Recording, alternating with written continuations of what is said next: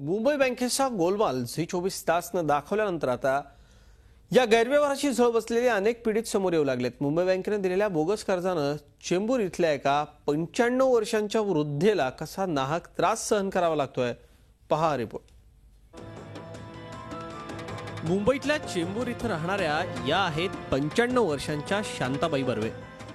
1978 मध्ये त्या महापालिका शाळेतून मुख्याध्यापिका पदावरून निवृत्त झाल्या। गाठीशी असलेल्या आयुष्यभराच्या पुंजीतून पती रंगनाथ यांच्या मदतीने त्यांनी चेंबूर इथं घर घेतलं। या घराची संपूर्ण मालकी शांताबाईंच्या नावावर आहे। आयुष्याची संध्याकाळ सुखात जात असताना त्यांच्यावर अचानक एक संकट कोसळलं। मुंबई बँकेने त्यांच्या राहत्या घरावर जप्तीची नोटीस पाठवली आहे। त्यांनी ना कधी कर्ज घेतलं ना कुणाला जामीन राहिल्या, तरी ही जप्तीची नोटीस आल्यानं त्यांच्यावर आभाळ कोसळलं। मात्र खरा प्रकार लक्षात आला तेव्हा डोक्यावर हात मारण्याची पाळी त्यांच्यावर आली। कारण नाशिक इथे राहणाऱ्या त्यांच्या सुनेनं म्हणजे शोभा बर्वे या आपल्या भाऊ विलास बर्वे यांच्या कर्जाला जामीन राहिल्या होत्या, परंतु त्यांच्याकडून कर्जवसुली करण्याऐवजी मुंबई बँकेनं जप्तीची नोटीस शांताबाईंना पाठवली। माझं नावावर घर असून स्वतःचं घर आहे, माझ्या नावावर पण आहे आणि ते इतरांचा त्याच्यावर काही अधिकार नाही।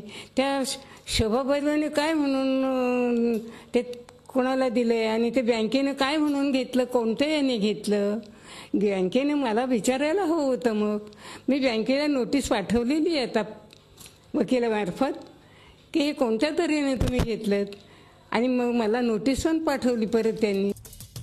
धक्कादायक बाब म्हणजे शोभा बर्वे ज्या विलास सोनवणे यांच्या कर्जासाठी जामीन राहिल्या आहेत, त्या कर्ज प्रकरणात मुंबई बँकेनं अनेक त्रुटी ठेवल्याची नोंद नाबार्डच्या अहवालात नमूद करण्यात आली आहे।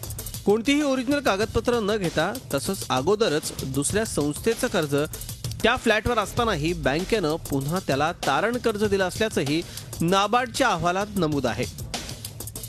आता हे कर्ज थकीत असून त्याच्या वसुलीसाठी 95 वर्षांच्या शांताबाईंच्या घरावर जप्तीची नोटीस काढणं हा कुठला न्याय झाला?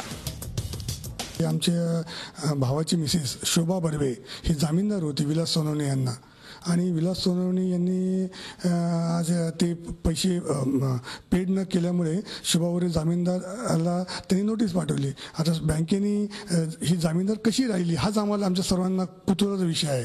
कारण हे घर जर आमची आई शांताबाई रंगनाथ बर्वे यांच्या नावावर आहे घर आहे, तर जामीनदाराला हिने काय प्रूफ दिला असा जो हे करू शकते।